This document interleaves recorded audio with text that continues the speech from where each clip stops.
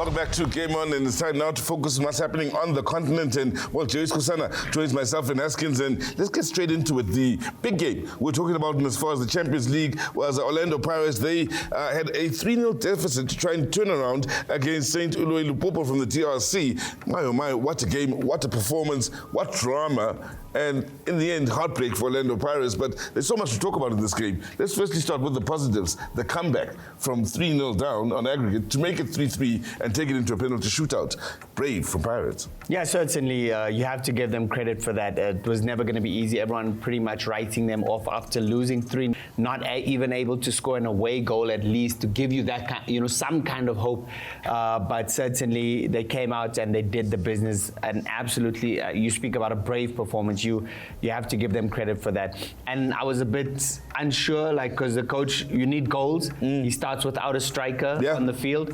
So you're like, but they managed to pull it off. They got the 3 goals they needed. Unfortunately, only enough to take them to penalties, and unfortunately falling short in the penalties. Now, Jerry, good to be in your company, and let's talk about it. The mind games you will experience on the continent, whether it's the international game where the national teams are playing or in the Confederations Cup or Champions League, you'll always have mind games. There certainly were a lot of it. Mukoko is a big talking point over the last week, and the antics we saw from the men from the DRC. Your thoughts on that and how it affected Pirates to a point where they even had a player sent off along with one from the DRC? I think for me, Sizwe, first thing that I can say, maybe the treatment that they got in DRC was not good for them, but unfortunately, yes, they were supposed at least to get a goal. But yes, maybe 2 goals that were disallowed. We cannot just put it to say Pirates to blame, maybe even the match officiating on that element. But for them to come home and score 3 goals without conceding, that was like something which you can always give credit to. But obviously, the antics of that certain player, Mukoko, for me, if I was still a player, people will always come and say these legs of thunder, this and that. It was going to be a different dimension, honestly speaking, because he's killing us inside as players.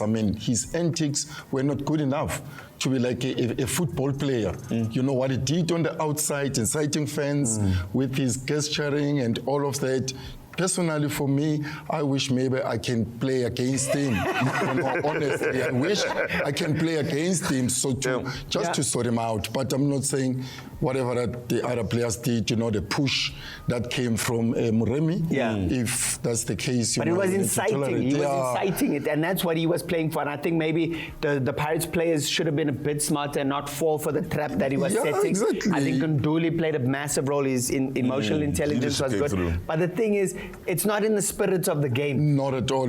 Football must be played. Beat me playing football. Don't beat me with all this other rubbish. Let's play football, and then the best man wins.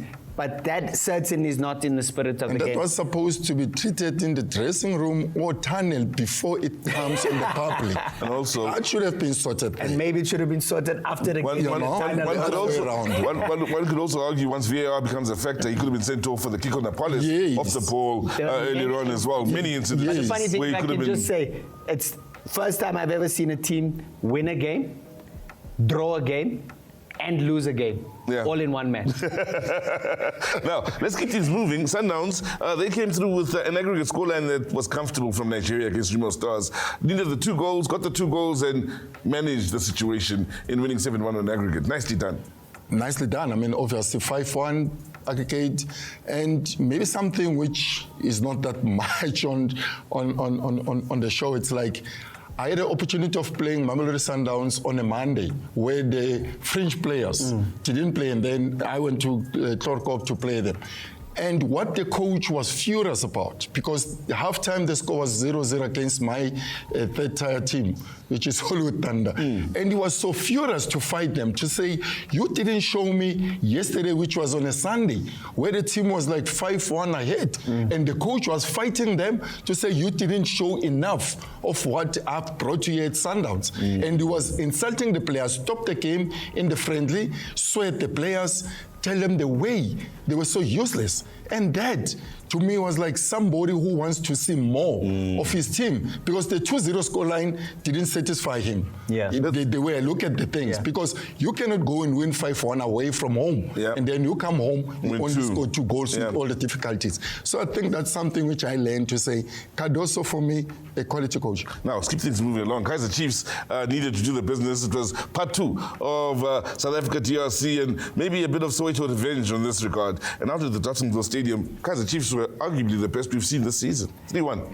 Yeah, certainly. I mean, Kaizer Chiefs fans are very excited at the fact that they've seen their team score goals, and an array of goals. If you look from set play and different ways of scoring, Quinikwa coming through, and then obviously the big one that they'll be really happy about is Igadaro getting a goal and announcing himself. So certainly Chiefs turning the corner and looking like they're going to be a team that's going to show more consistency. And then obviously the Shugela also towards the end, Shabalala and Bradley Cross doing the things, making the crowd happy, so endearing themselves to the faithful. Yeah, Stellenbosch needed goals. They've struggled for goals this season, as have Kaizer Chiefs, but they sorted that out. 4-1 win over the men from Equatorial Guinea. That goes to de Aquanibe. Impressive from Stellenbosch, yeah? Impressive indeed. And it was something good. Let's hope it will build up to the problems that they are facing now in our local football. Maybe take it from that 4-1 scoreline and say, maybe we can do this. Let's go back to be the Stellies that used to be a thorn to the flesh of many teams that they compete with in the PSL. Well, 3 of the 4 South African sides moving through to the group stages of the CAF competitions then, which is impressive, and hard luck to Orlando Pirates after a brave display. That's our look at what happened on the continent. On the other side of this, we talk about what's happening on the local scene, and there's plenty to talk about that regard as well.